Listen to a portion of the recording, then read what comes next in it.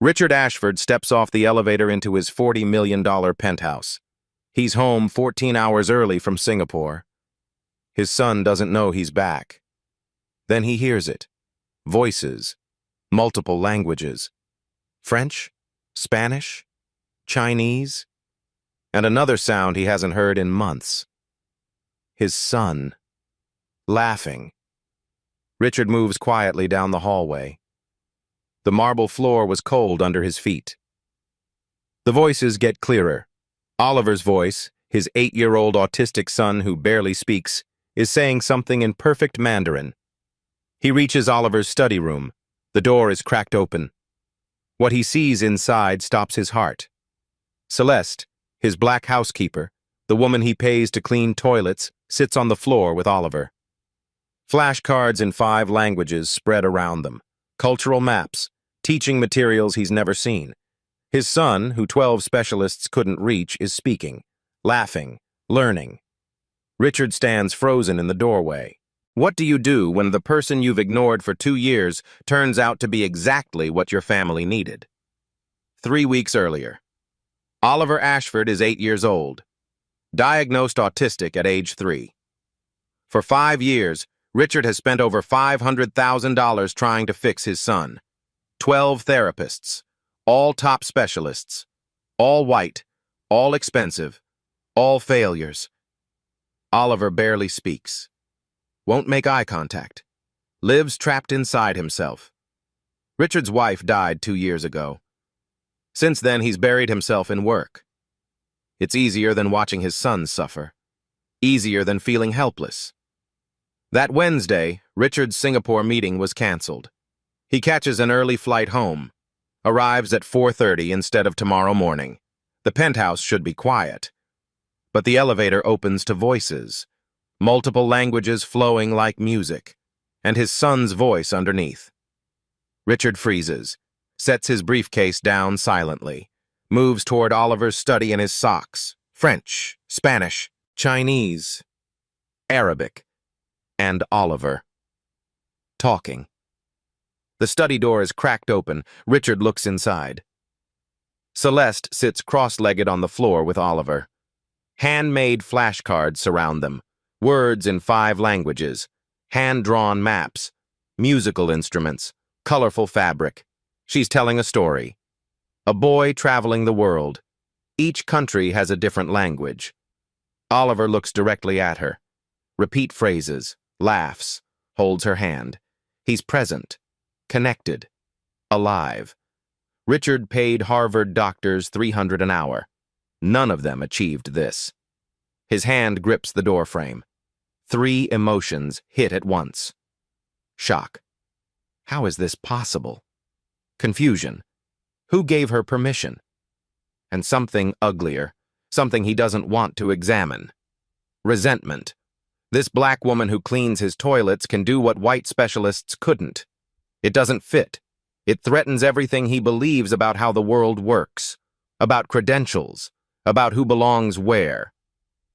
Then Oliver speaks in Mandarin, a complete sentence with perfect tones.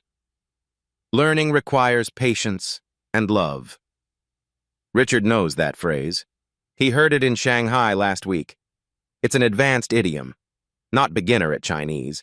His 8-year-old autistic son just said it correctly. Celeste beams with pride. She ruffles Oliver's hair like he's her own child. Richard stands frozen in the doorway. His briefcase leather is still warm from the cab. His tie feels too tight. His chest hurts. The woman he's walked past for 2 years without really seeing has unlocked his son.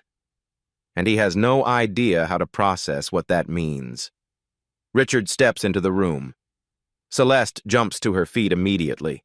The professional boundary snaps back into place. Her shoulders square. Her voice drops to the tone she uses for work. Mr. Ashford, I didn't expect you until tomorrow. I'll start dinner right away. Oliver stays on the floor, looking up at his father with confusion, afraid he's done something wrong. Richard doesn't smile. His voice comes out cold, controlled. What is this? He points at the materials scattered across the floor. Flashcards, maps, cultural objects. Celeste looks down. Oliver was struggling with communication, sir. I thought a different approach might help. I didn't mean to overstep. You speak Mandarin. Not a question. An accusation. Yes, sir. How many languages do you speak? Celeste hesitates. She knows this tone. It's the same tone Dr. Stevens used in the waiting room. The tone people use when they've decided you don't belong. A few, sir. I just heard you teaching my son 5 languages simultaneously. His jaw is tight. His briefcase still sits in the hallway where he dropped it. He looks like a man who's walked in on something he wasn't supposed to see. A few? Oliver doesn't understand adult tension. He jumps up, excited. Dad, Miss Celeste is teaching me about the Silk Road. I can say hello in 5 languages now. I know French and Spanish and Italian and Chinese and Arabic. He rattles off the greetings one after another. The sounds flow naturally from his mouth. Perfect pronunciation, no hesitation. It's the longest sentence Oliver has spoken in 6 months. Richard stares at his son, then at Celeste. His face shows confusion, joy, and something darker all mixed together. He picks up one of the flashcards from the floor. Each word is written in 7 languages, with hand-drawn illustrations, phonetic breakdowns, cultural context notes, teaching strategies for different learning styles. His business brain recognizes what he's seeing. This is an advanced methodology, the kind of thing elite international schools charge $25,000 per semester to provide. He opens Celeste's notebook. Daily progress tracking for Oliver. Strength and weakness analysis. Strategy adjustments based on the boy's responses. Research on multisensory teaching methods for autistic children. Professional level work. Richard looks up. Where did you study linguistics? I didn't, sir, not formally. These materials. You created these? Yes, sir, on my days off. Oliver said he felt stupid in his classes. I just wanted to help.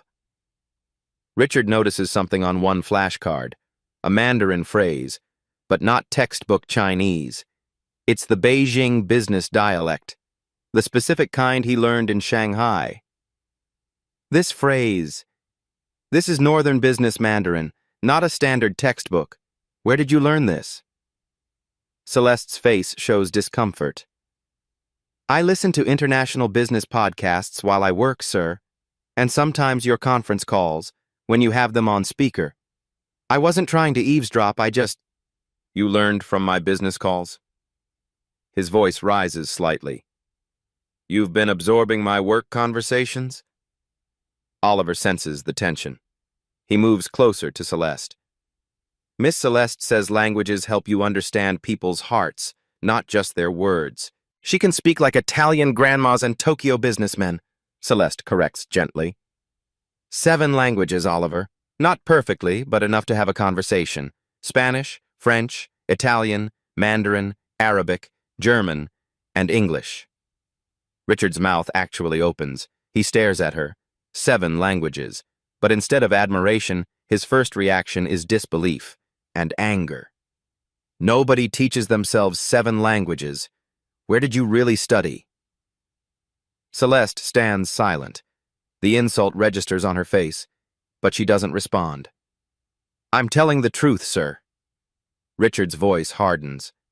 I've hired the best specialists in the world for my son, therapists from Mayo Clinic, autism experts from Boston, teachers from Switzerland, and now you want me to believe that my housekeeper has done what they couldn't? The word housekeeper lands like a slap. Celeste keeps her voice steady. I don't want you to believe anything, sir. I apologize for overstepping my boundaries. I only wanted to help Oliver. If you want me to stop, I want you to explain. Oliver starts to cry. He feels the anger in his father's voice. He wraps his arms around Celeste's legs, shakes his head. Celeste puts her hand on Oliver's head gently. Richard sees his son clinging to this woman, the only person who's reached him in years. His anger cracks slightly, but the suspicion remains. How? One word. cold, demanding. Celeste hesitates, then speaks carefully. "May I be excused from preparing dinner, sir?" She's retreating to safe territory, back to her role as staff. Richard suddenly realizes what she thinks. She thinks this conversation is leading to her being fired. She's not wrong. That evening, after Oliver goes to bed, Richard asks Celeste to stay for tea. Unusual request. She sits uncomfortably at the kitchen island, the place where she normally works. Now she's a guest. The marble feels cold under her hands. Richard doesn't know how to start. Finally, he just asks, "How did you learn 7 languages?" Celeste wraps her hands around the tea mug. Steam rises between them. "I was born in Bronzeville, South Side, Chicago. My mother cleaned office buildings downtown. My father left when I was 3. No money for college." She pauses.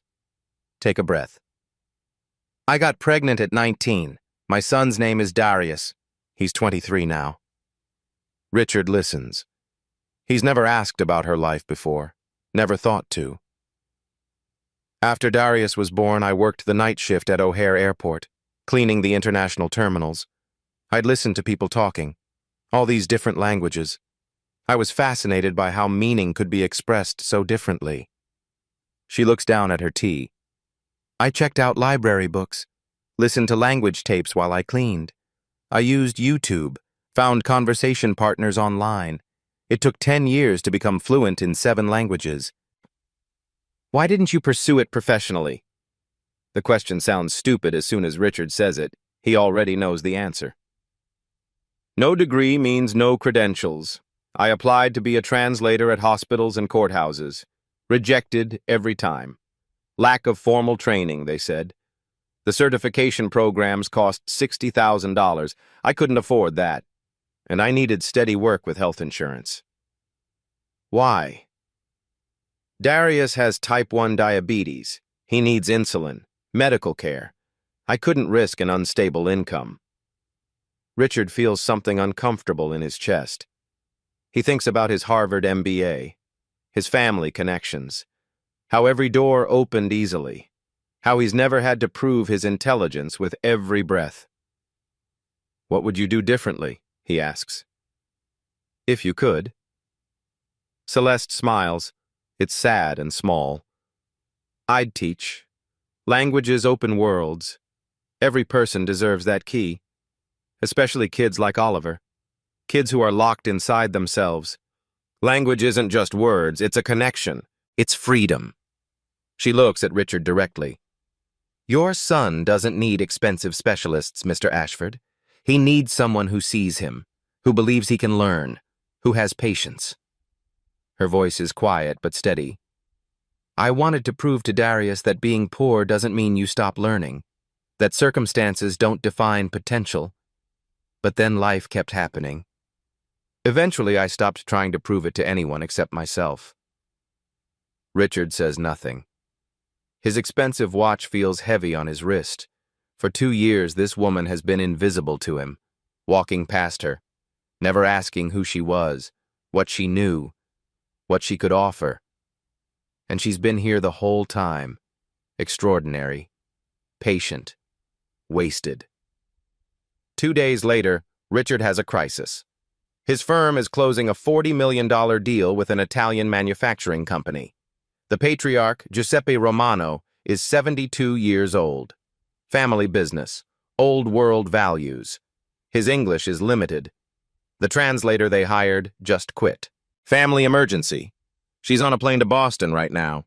Giuseppe arrives in 6 hours. Professional agencies want 48 hours notice. Richard has 6 hours. David Carter, his business partner, is blunt. "Richard, either we find a translator or we lose this deal. Get creative." Richard thinks of Celeste, then immediately hesitates. Can he really introduce his housekeeper as their translator? What will his partners think? What if she's not actually as good as he believes? And something else, something uglier. If she succeeds, it proves he was wrong about her. Wrong about credentials, wrong about who deserves to be in that boardroom. If she fails, He looks like an idiot in front of Giuseppe and his partners. He finds Celeste in the laundry room folding his dress shirts. The conversation is awkward. He's asking her to step far outside her role. I would compensate you, of course, and I wouldn't blame you if this doesn't. I'll do it. You don't want to think about. Mr. Ashford, you're asking if I can help. Yes, I can help. But Richard adds something. His voice drops. If this doesn't work, you understand, I can't have you continue with Oliver. It would be too risky. The words land like a threat. Celeste swallows, nods. I understand. She spends the next 5 hours preparing. Researching manufacturing terminology in Italian. Reviewing the contract documents Richard provides. Practicing technical phrases. She takes the bus downtown. Can't afford an Uber. She wears her one interview suit. Purchased years ago. Slightly too big now. The boardroom is on the 42nd floor. Floor-to-ceiling windows overlooking Chicago. Leather chairs. Fresh coffee in expensive cups. Giuseppe Romano arrives. Old-world elegance.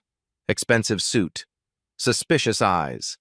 He's been burned by American businessmen before. When Richard introduces Celeste, the reaction is immediate. David Carter's eyebrows raise. Patricia Holbrook, the CFO, whispers to David. James Fletcher, head of operations, looks openly skeptical. This is our translator? James asks. Not quiet enough. Patricia adds, Richard, I think there's been a misunderstanding. No misunderstanding, Richard says. His voice is stiff, but even he doesn't sound certain. Giuseppe speaks in rapid Italian, testing her. His tone is sharp. Celeste doesn't just translate the words. She interprets the culture. When Giuseppe uses a regional idiom from Tuscany, she explains the cultural context to Richard. When Richard uses an American business phrase, she reframes it in Italian with the proper formality for Giuseppe's generation. She switches between languages seamlessly, bridging not just words, but world views. Giuseppe's demeanor shifts. He leans forward, engaged. At one point, he mentions his granddaughter is learning Mandarin. He thinks it's crazy. What Italian girl needs Chinese? Celeste switches to Mandarin, shares a proverb about bridges between cultures, then back to Italian, explains that multilingualism is respect made tangible. Giuseppe lights up. He actually smiles. The meeting that should have taken 4 hours finishes in 90 minutes. Giuseppe signs, but more than that, he shakes Celeste's hand, speaks to her for 5 minutes in Italian. Richard catches 3 words: intelligent, graceful, rare. After Giuseppe leaves, Patricia approaches Celeste. Where did you train? I didn't. I'm self-taught. Silence. Then Patricia speaks carefully. That's extraordinary. But James Fletcher pulls Richard aside. His voice is cold. Who the hell is she, really? The next morning, Richard's partners request an emergency meeting, without Celeste. They gather in the conference room. Patricia closes the door. Richard, she was excellent yesterday, truly. But we need to talk about this. James Fletcher is more direct. We can't have your housekeeper sitting in on 7-figure deals. What message does that send to clients? Richard feels defensive. She saved us $40 million. Giuseppe was ready to walk before she explained the cultural context. And we're grateful, Patricia says carefully. Send her a bonus, a generous one. But Richard, be realistic. You can't turn your son's nanny into our Italian translator. David Carter leans forward. Here's my concern. We don't know her. No background check for corporate access. No NDA signed. She's an employee in your home. That's a liability. She's not a threat, Richard says. James cuts in. You don't know that. She could walk out tomorrow and we'd have no legal recourse. And frankly, Richard, there are professional boundaries for everyone's protection, including hers. The subtext is clear. They're not just worried about business risk. Patricia speaks more softly now. Richard, let me be direct. If a white woman with an Ivy League degree told us she taught herself 7 languages, we'd call her a prodigy. We'd hire her immediately. She pauses. But your black housekeeper says it? It doesn't add up. People will assume she's exaggerating, or that you're being emotional about your son. Either way, it reflects poorly on the firm. Richard feels anger rising. So we should ignore talent because it comes in the wrong package? James shakes his head. We should maintain professional standards. She cleans toilets, Richard. Yesterday she was negotiating international contracts. You don't see the problem with that? The problem is, she's better than the professionals we hired. Or, James says coldly, you want to believe that, because it makes you the hero who discovered her. Be careful what story you're telling yourself. The meeting ends badly. That evening, Richard's sister Caroline visits the penthouse. She's there to see Oliver. Richard is in his study when he hears her voice in the kitchen, talking to Celeste. The tone makes him stop. It's wonderful that you keep Oliver entertained, really. But Richard mentioned you're teaching him languages? Caroline's voice has that particular sweetness that means something cruel is coming. We should probably leave that to actual teachers. You're wonderful with him, don't misunderstand, but we don't want to confuse Oliver with, well, you know what I mean. Richard walks into the kitchen. Celeste's face is carefully blank. Professional. Of course, ma'am. Caroline, can I speak with you, privately? After Caroline leaves, angry and defensive, Richard finds Celeste in the laundry room again. She's folding towels with mechanical precision. I'm sorry about my sister. It's fine, sir. It's not fine. Celeste looks up. Her eyes are tired. Mr. Ashford, this isn't going to work. I'm your housekeeper. I can't be both. Your colleagues see me as the help. Your sister sees me as the help. That's what I am. And Oliver needs stability, not this confusion about who I am to him. What if you weren't the housekeeper? What if... I don't have a degree. I don't have credentials. I don't have anything except skills that people like your partners will never trust, because it doesn't fit their idea of where intelligence comes from. She folds the last towel. I think it's best if I just do my job. The one you hired me for. Richard watches her retreat into the familiar role. Safe, small, invisible. And he realizes he's about to lose the one person who can reach his son. Before Celeste can quit, urgency strikes. Oliver's school is hosting International Day. Each grade presents a different culture. 3rd grade drew Egypt. The presentation is in 1 week. Mrs. Whitmore, Oliver's teacher, assigned him a speaking role. In Arabic. She pulled the text from Google Translate. Didn't verify pronunciation. Oliver is panicking. He has to recite 3 paragraphs in front of 200 parents. Wealthy parents. Parents who donate millions to Lincoln Park Academy. Richard is leaving for London in 2 days. Gone for a week. He feels helpless. Oliver has a meltdown that night. I can't do this. Everyone will laugh. I'll sound stupid. The learning disability beneath the autism makes memorization torture. Teachers have always told him he's slow, that he doesn't try hard enough. The thought of public failure terrifies him. Celeste finds him crying in his room. Without being asked, she sits beside him. Can I show you a trick? Over the next 5 days, during her off hours, Celeste works with Oliver. She breaks down the Arabic phonetically using sounds he already knows. She creates a story around the words. They're not random. They're part of an adventure. She adds movement. Each phrase has a gesture, engaging his body, not just his mind. She records herself so Oliver can practice anywhere. She adds music, puts the phrases to rhythm. Most importantly, she doesn't just teach Oliver what to say. She teaches him why it matters, about Egyptian culture, about respect, about how speaking someone's language is a gift. By day 3, Oliver isn't just memorizing, he's understanding. He creates his own visual storyboard to accompany the recitation. International Day arrives. Richard has returned early, rescheduled the London meetings.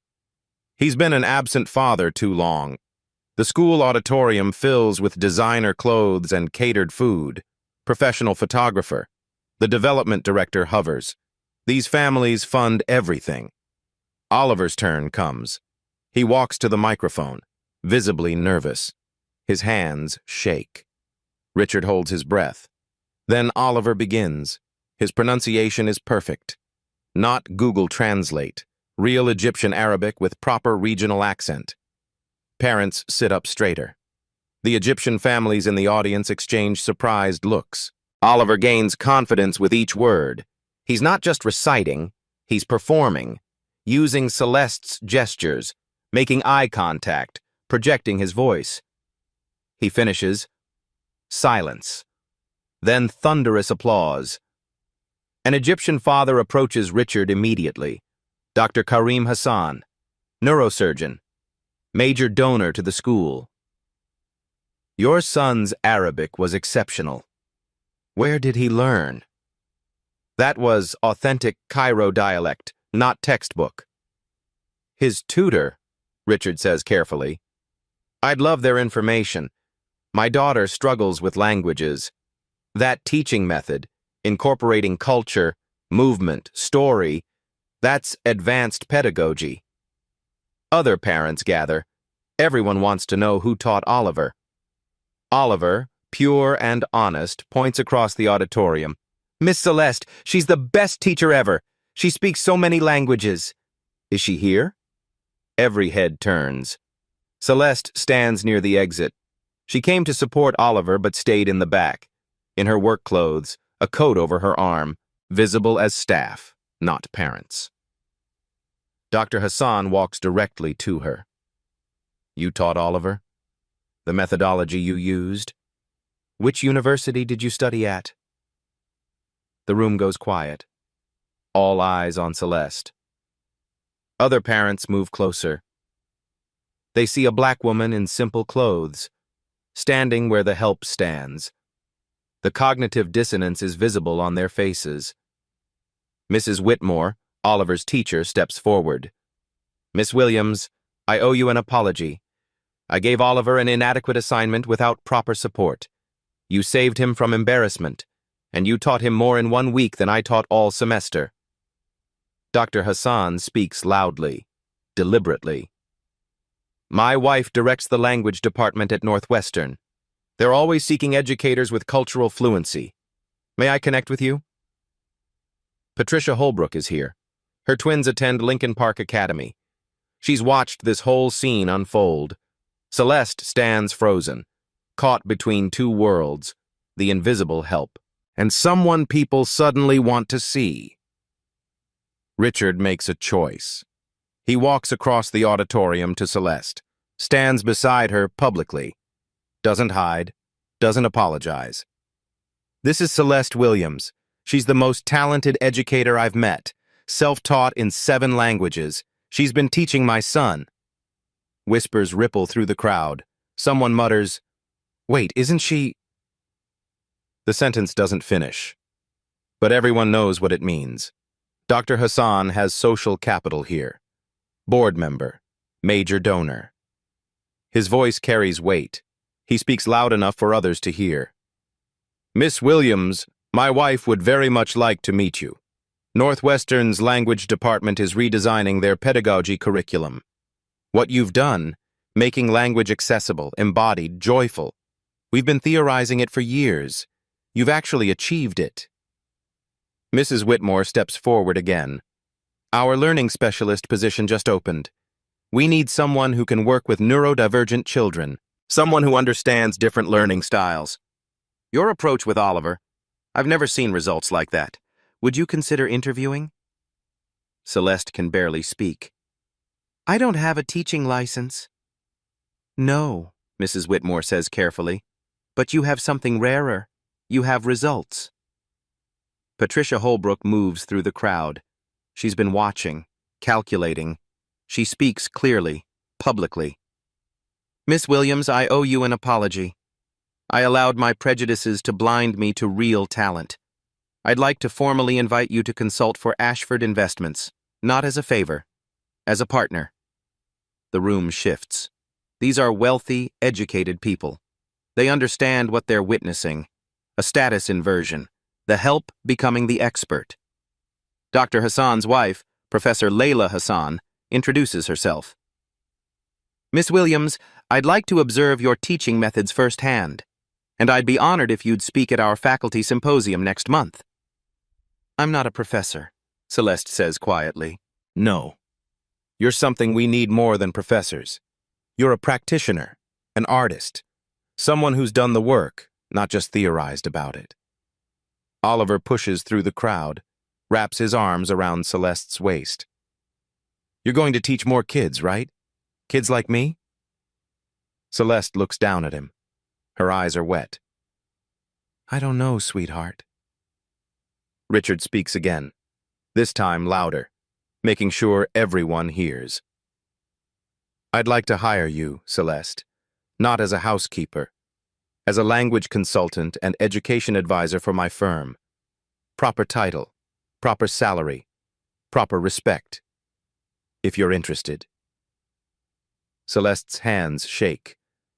Mr. Ashford, I've cleaned your home for 2 years. How does that just change? Your colleagues will see me as the help who got lucky. I'll have to prove myself every single day. You've been proving yourself every day to people who weren't paying attention. That's on us, not you.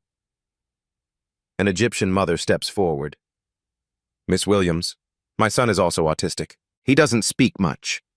If you could do for him what you did for Oliver, please, name your price. Dr. Hassan adds, I'll sponsor a scholarship. Any child you work with shouldn't be limited by cost.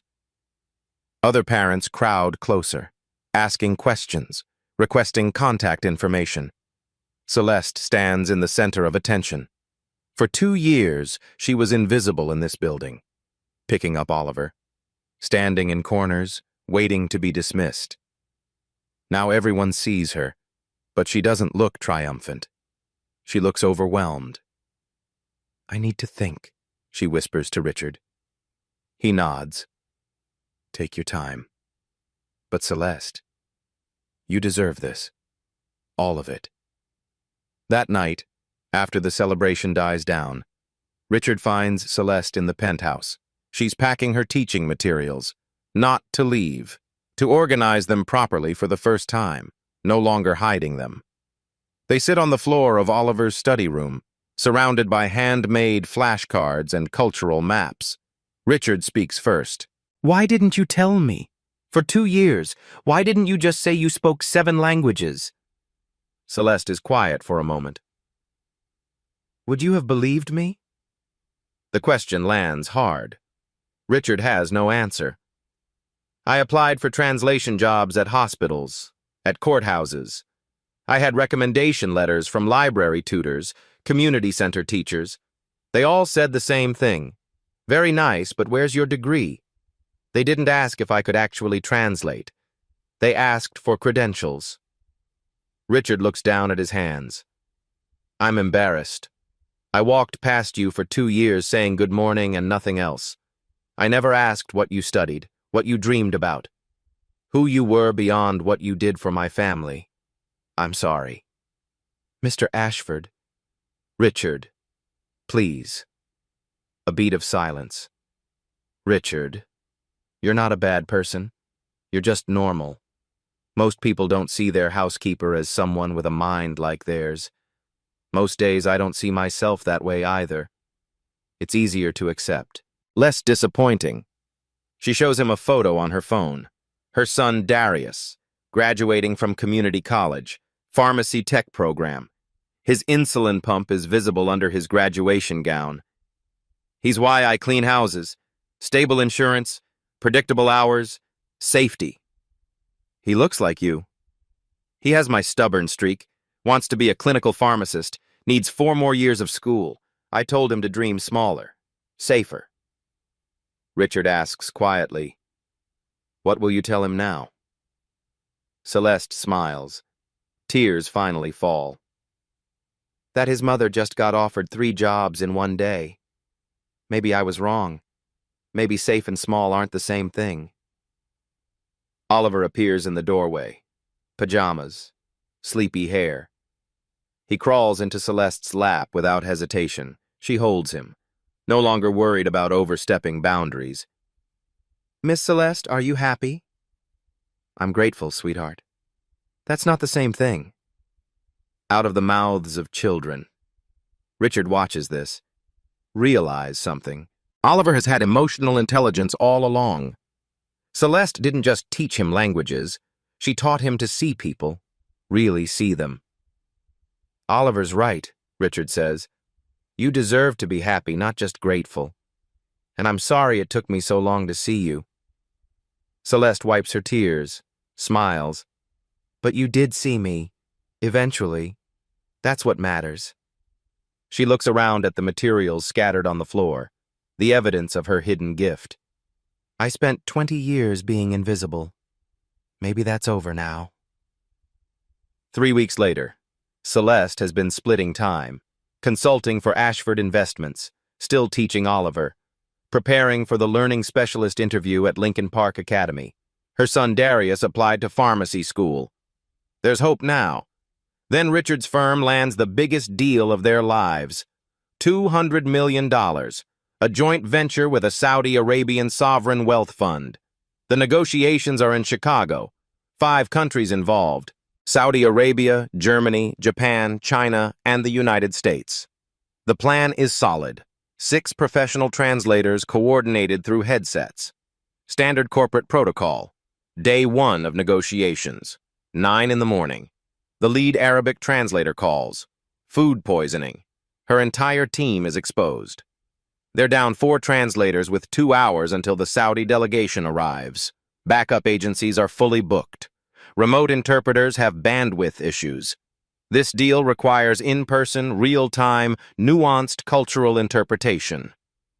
David Carter, now Celeste's ally, turns to Richard. "Can she handle 4 languages simultaneously?" "I don't know. I've only seen her do 1 at a time." The stakes are crushing.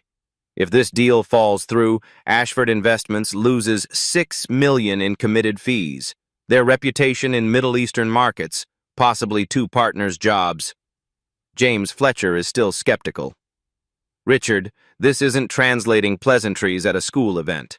This is complex financial terminology, legal implications, cultural landmines between countries with deep historical tensions. We're risking everything on your housekeeper?" The word housekeeper still cuts, still carries condescension. Patricia worries aloud. "If she fails in front of those clients, it won't just hurt us. It'll destroy any future she might have. People will say we pushed her too far, that she wasn't qualified. She'll become the cautionary tale about why credentialism exists." Richard calls Celeste, explains the situation, doesn't minimize the risk.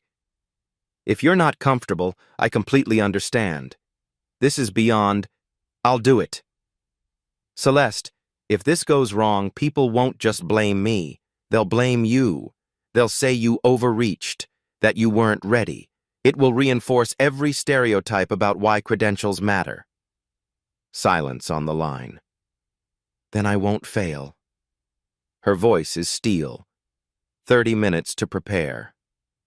Patricia hands Celeste the documents. 50 pages of technical financial language, legal terminology, cultural protocols. Celeste speed reads, takes notes, asks 3 strategic questions that reveal she understands the deal structure better than the junior analysts. David whispers to Richard, "She's not just a translator. She understands the business." The meeting begins. Conference room. Panoramic Chicago skyline. 10 people around the table. The Saudi delegation. 3 men led by Prince Khalid Al Saud. Sophisticated, traditional, testing boundaries. The German representatives. 2 precision-obsessed executives. Impatient with imprecision. The Japanese contingent. 2 formal men. Indirect communication style. Everything about honor. The Chinese advisor. 1 silent observer. Watching power dynamics. The American team: Richard, David, Patricia, James. Managing egos and expectations. Celeste sits at the table's center, wearing Patricia's borrowed suit. No headset. She doesn't need one. Prince Khalid begins in Arabic, deliberately using formal classical dialect, testing if she's just a basic speaker. His tone is respectful but probing. Celeste responds in kind, matches his formality, uses honorifics correctly, references an Islamic principle about honest partnership without overstepping religious bounds. The prince's expression shifts. Impressed. The German team jumps in. Technical question about liability structures, rapid-fire legal terminology. Celeste translates for the Saudis into Arabic, then for the Japanese with appropriate business formality, then for the Americans in plain English that captures German precision. She moves between languages like breathing. The Japanese representative asks a question, but it's intentionally vague, culturally appropriate for saving face. The subtext is concern about payment terms, but he can't say so directly. Celeste doesn't just translate literally. That would confuse everyone. Mr. Tanaka is expressing concern about timeline flexibility. In Japanese business culture, this indicates worry about payment structures affecting their quarterly reporting. Tanaka nods gratefully. The Americans understand. Crisis averted. Then the Chinese advisor, silent until now, speaks. In Mandarin, directly to Prince Khalid. In Arabic. He's creating chaos deliberately, testing if Celeste can handle cross-linguistic conversation. The room freezes. Celeste raises one hand, addresses the Chinese advisor in Mandarin. Mr. Zhou, your concern is noted. Let me translate your question for Prince Khalid, then facilitate discussion so everyone understands. She translates Zhou's Mandarin concern into Arabic for the prince, German for the Germans, Japanese for the Japanese, English for Americans. Not in sequence. In conversation. Keeping everyone included. For 5 straight minutes, she is the absolute center of the room, switching between languages, between cultures, between concepts, weaving threads into a single tapestry. James Fletcher sits forward, his skepticism cracking. A technical term comes up. Fiduciary responsibility. No direct translation in 3 of the 4 languages. Celeste doesn't just translate words. She explains the concept using culturally relevant examples.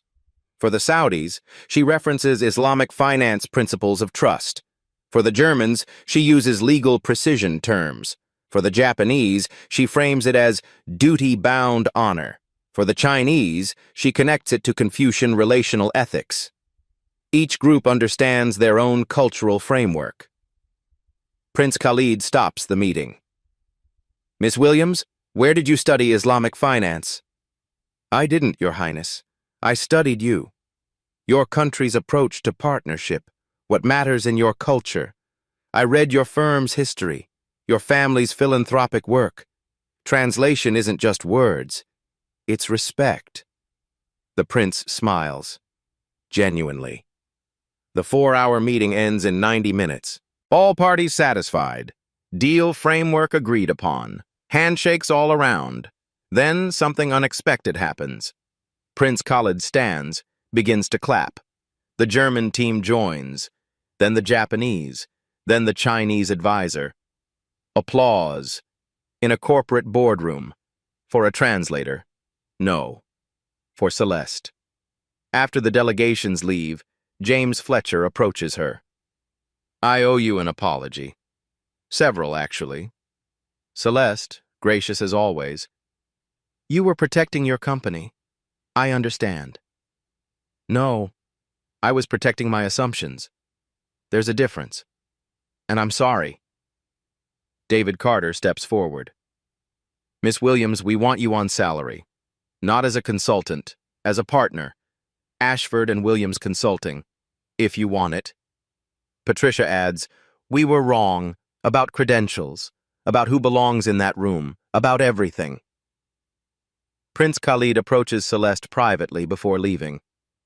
My daughter studies at Columbia. She struggles with English academic writing. Would you consider tutoring her? Then he adds, and I manage educational philanthropy for my family's foundation. Your approach to language learning, culturally grounded, accessible, is exactly what we need in our schools across the Middle East. Would you consult on curriculum design? Celeste can barely process it all. Richard pulls her aside. There's someone else here to see you. The someone is Professor Layla Hassan, from Northwestern. She's been observing through the glass conference room walls with permission. But she's not alone. She's brought the dean of Northwestern's language department, a reporter from the Chicago Tribune doing a story on innovative educators, Oliver because Richard arranged it, and someone Celeste didn't expect. Her son Darius. Richard called him, asked him to come witness this moment. Darius stands in the doorway. 23 years old. His insulin pump is visible under his shirt. Eyes wide. Professor Hassan speaks first. Miss Williams, we've spent 3 weeks reviewing your methodology. Through Oliver's case study, through interviews with people you've taught, through what we observed today. We'd like to offer you a position. Celeste's voice is barely a whisper. As a lecturer? No, as a faculty member. You'll need to complete certification, which we'll sponsor fully. But you'd start immediately as a language pedagogy fellow. You'd develop a curriculum for our community outreach program. You'd be the bridge between academic theory and practical accessibility. The dean hands her a folder. Inside, an office assignment, a fellowship stipend, $85,000 per year, more than double her housekeeping salary. A letter of recommendation already written for the certification program. Also inside, a check from Ashford Investments, $50,000. Bonus for the Saudi deal, plus back payment for consultations. Celeste's hands shake. The folder feels impossibly heavy. I don't know what to say. Darius steps forward. His voice cracks. Say yes, Mom. You've been telling me to dream bigger my whole life. Time to take your own advice. That's when Celeste breaks. 2 years of being invisible. 20 years of being told she wasn't enough. All of it crashes down at once. She cries. Not polite tears. Real, shaking sobs. Oliver wraps his arms around her legs. Don't be sad, Miss Celeste. I'm not sad, sweetheart. I'm happy. There's a difference. The Chicago Tribune reporter steps forward. Maya Rodriguez, early 30s, sharp eyes. Miss Williams, if you're comfortable, I'd like to tell your story. Not as inspiration material, but as a challenge to systems that waste human potential. You represent something millions of people experience. Talent that's invisible because it doesn't come with the right paperwork. Would you be willing? Celeste looks at Richard. He nods. Your story. Your choice. Maya continues. What would you want people to know? Celeste wipes her eyes, takes a breath. When she speaks, her voice is quiet, but steady. For 20 years, I've been invisible. I've stood in rooms like this, cleaning them at night, listening to brilliant conversations through walls. I taught myself 7 languages from library books and videos, not because I thought anyone would care, but because learning was the one thing poverty couldn't take from me. She looks around the room, at the faces watching her. I'm not special. That's the point.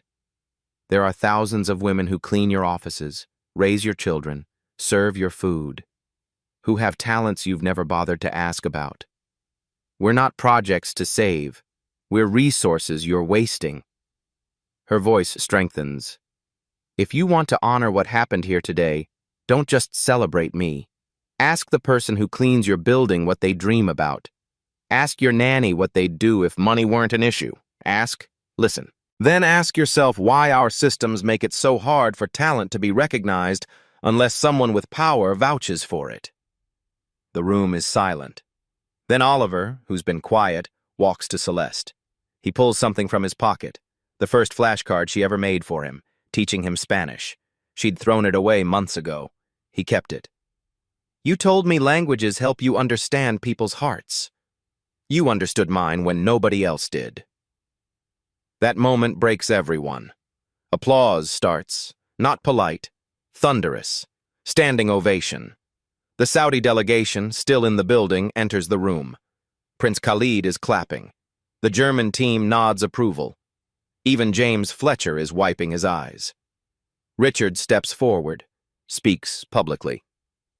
Ashford Investments is establishing the Williams Fellowship, $1 million endowment, for talented individuals without traditional credentials to receive training, certification, and placement in professional roles. We're partnering with Northwestern to create pathways for non-traditional learners. Patricia adds, we're also conducting company-wide skills audits, asking every employee, from executives to facilities staff, what unused talents they have. We're creating internal mobility paths that don't require degrees. Prince Khalid approaches Celeste. Miss Williams, I manage educational philanthropy for my family's foundation. We fund schools across the Middle East. Your approach to teaching languages would transform our programs. Would you consult on our curriculum design? At proper consulting rates, of course. Celeste is overwhelmed. Your Highness, I don't know if I'm qualified. You just proved you're qualified. And my daughter still needs a tutor. He smiles, warmly, as an equal. Over the next hour, more offers come. 6 parents from Lincoln Park Academy request tutoring services. 2 corporate executives ask for business communication coaching. A community college offers a guest lecture position. Maya Rodriguez posts a 60-second clip on social media. Caption reads, "This woman speaks 7 languages. For 20 years, she cleaned offices. Today, Northwestern made her a faculty fellow. How many others are we not seeing?" Within hours, 2 million views. Comments pour in. My housekeeper has an engineering degree from her country. I never asked. I'm a janitor with a mathematics background. No one believes me. This made me cry. I see myself in her. I've been invisible my whole career. This gives me hope. That evening, back at the penthouse, Celeste stands at the window, 40 floors up. Chicago's lights spread below like stars. She's moving out in 2 weeks. Richard helped her find an apartment near Northwestern, a place of her own. Richard joins her at the window. Still feels unreal? Every minute. Part of me thinks I'll wake up tomorrow back in the laundry room, that this was just a dream. It's real. You earned it. Richard hands her something. Keys. The office suite next to mine. David and Patricia insisted. You're not just a consultant, you're a partner. Ashford and Williams Consulting, if you want it. Celeste stares at the keys. Her name is engraved on the key ring. Her name. What do I do with all this opportunity? Richard's answer is simple. Change the system that almost wasted you. 6 months later, the same school pickup area where this story began, same luxury cars idling, same autumn light filtering through Chicago trees. But this time, Celeste arrives differently. Professional clothes, briefcase, driving a modest but new car. She's picking up Oliver, still tutoring him, not out of obligation, out of love. The woman who dismissed her 6 months ago approaches, the one who told her to wait outside, who looked through her like she was furniture. Excuse me, you're Celeste Williams. I read the Tribune article. I wondered if you'd consider tutoring my daughter. She's struggling with French. The school says she might have learning differences. Your approach with special needs children. Would you have time? Celeste is gracious. I'm quite busy, but send me her information. I'll see what I can do. Not bitter, not vengeful, just confident. Evidence of transformation is everywhere. Celeste teaches 2 courses at Northwestern, community education and graduate pedagogy seminars. The Williams Fellowship has sponsored 15 people in its first cohort. Janitors, drivers, retail workers, all with hidden talents, all getting second chances. Her story sparked a national conversation about credentialism, about who gets opportunities, about invisible talent. She's writing a book. The Invisible Experts, Talent Hiding in Plain Sight. Darius started pharmacy school. Full scholarship from Prince Khalid's foundation. Oliver thrives. Properly diagnosed and supported for his autism. He excels now. Has friends. Speaks 5 languages conversationally. Richard and Celeste co-founded a nonprofit, Language Justice Initiative, creating pathways for non-traditional learners. But Celeste's voiceover brings perspective. People ask if I'm bitter about the 20 years lost. The truth? I'm sad about what I missed, the opportunities I didn't get, the potential that was wasted. But I'm not angry. Anger doesn't change systems. Action does. She pauses. The next words matter most. How many others are still invisible? How many people served you today who have talents you'll never ask about? The person who made your coffee? Who cleaned your office? Who drove your ride? Who checked you out at the store? In America, 43% of working adults are underemployed. That's 70 million people. 70 million invisible experts. People working jobs that don't use their highest skills, their deepest gifts, their real potential. Not because they lack talent, because they lack the right paperwork, the right connections, the right skin color, the right last name. Here's what you can do. Today, right now. 1. Ask one person who serves you about their dreams, not as charity, as a curiosity. Your barista, your delivery driver, the person who cleans your building. Ask them what they'd do if money weren't an issue. Then actually listen. 2. Share opportunities without gatekeeping. If you know someone hiring, consider talent over credentials. Recommend someone based on ability, not pedigree. Give someone a chance the way Richard gave me a chance. 3. Challenge bias in real time. When someone dismisses another person based on their job title, speak up. Gently, firmly. Make invisible people visible. 4. Support alternative credentialing. Advocate for skills-based hiring at your workplace. Push back on degree requirements that aren't actually necessary. Ask if that requirement protects quality or just protects privilege. Celeste and Oliver walk to her car. He's chattering away. They're going for ice cream, their weekly tradition. As they drive away, the camera holds on the school entrance. Other caregivers and housekeepers wait for their charges. Women and men of color, immigrants, working-class folks. Any one of them might be extraordinary, if someone bothered to ask. Celeste's final words come as voiceover. I'm not exceptional. I'm just finally visible. The question is, who will you see differently tomorrow? Share this story if it moved you. Comment below with one invisible person you'll see differently. And if you know someone who's been overlooked, send them this. Tell them their turn is coming. Because every person deserves to be seen. Every talent deserves a chance. Every voice deserves to be heard. Like, subscribe, and join the conversation. Because every Celeste Williams deserves recognition. Every Oliver deserves someone who believes in them. Every Darius deserves to dream without limits. The final image. Celeste and Oliver laughing in the car. Joy. Connection. Freedom. One last line. 16 words exactly. Talent is universal. Opportunity is not. Your move.